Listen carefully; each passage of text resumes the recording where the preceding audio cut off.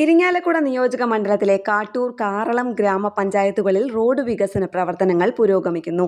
ഇരിങ്ങാലക്കുട എം.എൽ.എയും ഉന്നത വിദ്യാഭ്യാസ സാമൂഹ്യനീതി വകുപ്പ് മന്ത്രിയുമായ ഡോക്ടർ ആർ. ബിന്ദുവിന്റെ പ്രാദേശിക വികസന ഫണ്ടിൽ നിന്നും 10.5 ലക്ഷം രൂപ ചിലവഴിച്ച് കാറളം പഞ്ചായത്തിൽ 2 റോഡുകളുടെ നവീകരണം പൂർത്തിയായി.